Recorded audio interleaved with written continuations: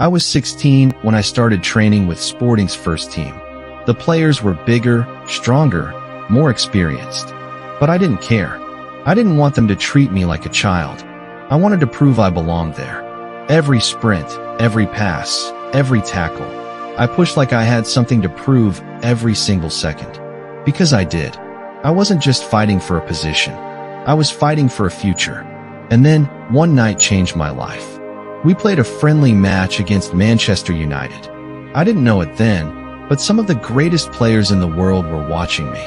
Rio Ferdinand, Roy Keane, Paul Scholes, Sir Alex Ferguson. I played that night like I had fire in my veins. I dribbled past defenders, created chances, attacked with everything I had. After the game, the United players told Sir Alex, "Boss, you have to sign that kid." Imagine hearing that, legends telling their manager, "We need him." The next day, everything changed. The world that once ignored me was now calling my name.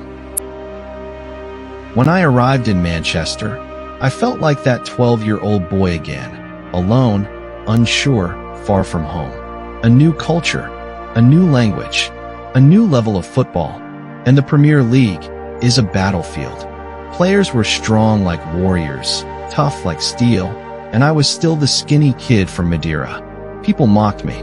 They said I was too flashy, too skinny, too weak. They called me a show-off. They said I would never make it. But here's the truth. When people doubt you, you have two options: break or become unbreakable. I chose the second. I trained harder than ever. I ate differently. I transformed my body. I studied every game, every mistake, every weakness. I became addicted to improvement. If the defenders pushed me, I lifted more weights. If they outran me, I trained twice a day. If they fouled me, I learned how to stand stronger. I didn't want to survive in the Premier League. I wanted to dominate it. Sir Alex Ferguson was more than a manager. He was a father figure. He believed in me when it was risky. He protected me when the pressure was unbearable. He guided me when I didn't know the way. He once told me, "Cristiano, talent brings you here, but work ethic will keep you here." Those words are written in my heart. Sir Alex taught me something no textbook could. Greatness is not about being better than others. It's about being better than who you were yesterday. Every training session felt like an exam. Every match felt like a battle. And slowly, the world began to see what that boy from Madeira was becoming. There was a moment, a very important one, when the world changed for me. The 2004 FA Cup final. I scored. United won. And the world saw something new in me. But it wasn't just the goal.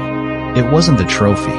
It was the realization that I could perform under pressure, that I could rise in big moments, that I could handle expectations. Pressure creates diamonds, or it destroys you. That night, I decided to become a diamond. People think greatness is about talent, but talent is just the seed. Obsession is the water. In Manchester, I became obsessed with improvement. I wasn't thinking about Ballon d'Or. I wasn't thinking about being the best player in the world. I was thinking about one thing: work. I would stay after training for hours. Practice free kicks, sprints, left foot, right foot, heading, strength, speed. My teammates would leave. The stadium would empty. But I would still be there alone working.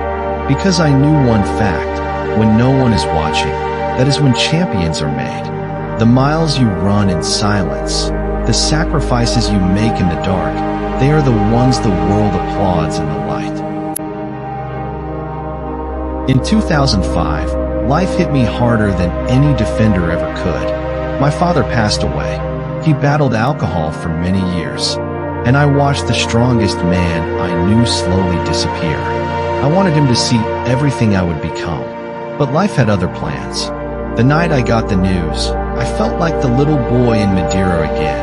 The boy with nothing, the boy who cried in the dark, the boy who didn't know how to move forward. But I realized something important.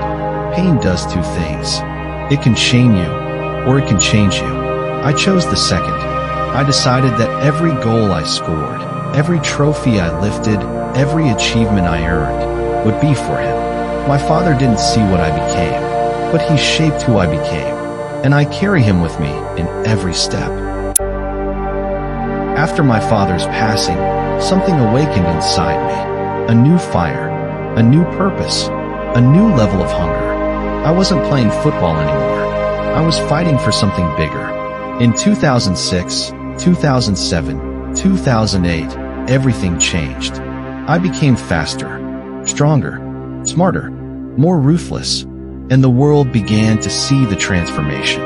This wasn't just Cristiano Ronaldo. This was a new version, a forged version, a version sharpened by pain, polished by discipline, and fueled by obsession.